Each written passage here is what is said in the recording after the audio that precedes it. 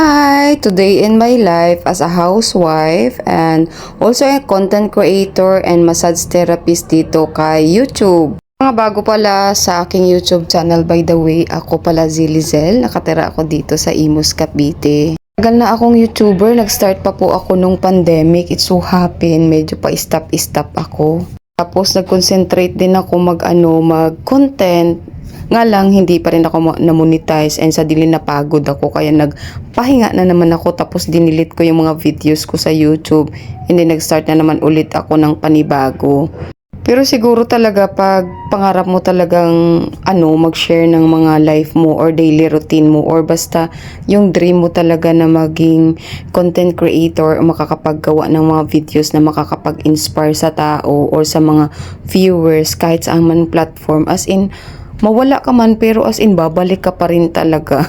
Kasi yung nangyari sa akin, could you imagine, nag-start ako nung pandemic, tapos ang tagal-tagal kong gumagawa ng mga video and suddenly na-boredom ako kasi hindi nga ako na-monetize. Nag-stop ako, tapos bumalik ulit ako, tapos nag-stop ulit, tapos ito na naman, bumalik na naman ako ulit, hindi ko na tuloy maintindihan talaga. Sige, ganun talaga kasi nga excited talaga ako and I'm really excited to share my life, yung daily routine ko. So ito pala ang ginagawa ko everyday. As in naglilinis ako dito ng yun ang mga gawain ko dito sa loob ng bahay. As a housewife kasi, 4 kami nakatira dito sa aming apartment. Anong nakatiro?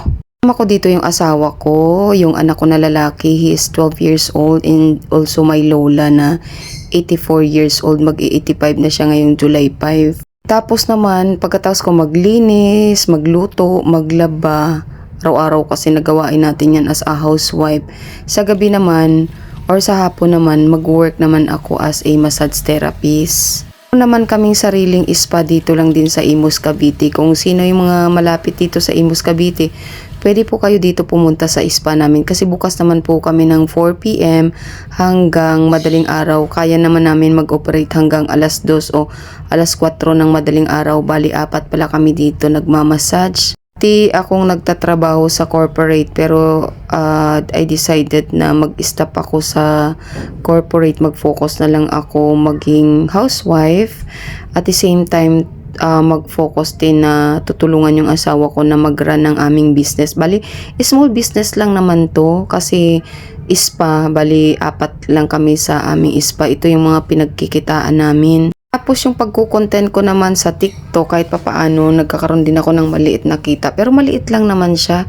Kumbaga, pambili ko lang din naman ng mga parcels na ipopromote ko rin sa TikTok. Tapos yung naman, yung kita ko rin sa massage, tulong-tulong rin kami ng asawa ko sa mga kailangan, mga needs namin dito sa loob ng bahay. Yung bahay pala na tinitirhan namin na ngayon, yung nililinisan ko, nirerentahan lang namin dito yan sa Imus.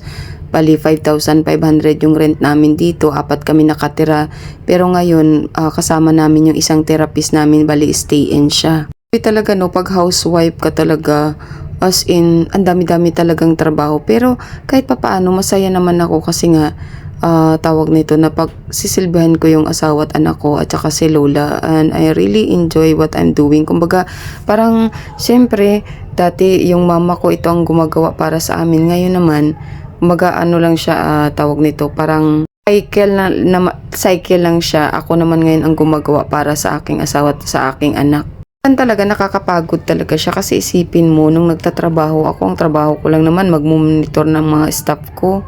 Ngayon talaga grabe, 7 days a week, 24/7, 30 days, 365 days na trabaho dito sa loob ng bahay na walang sahod. Pero masaya naman ako kasi nga, 'di ba, late na rin ako nag-asawa kasi ako 37 years old. Kumbaga yung kabataan ko rin nag-focus ako magtrabaho para sa mga loved ones ko, at ngayon, syempre full-time housewife na tayo. Tsaka gustong-gusto ko talaga nagki-create ako ng mga content para ipakita ko sa tao kung ano ang meron sa aking routine. Kasi magkaroon ako ng journal, ganun ba.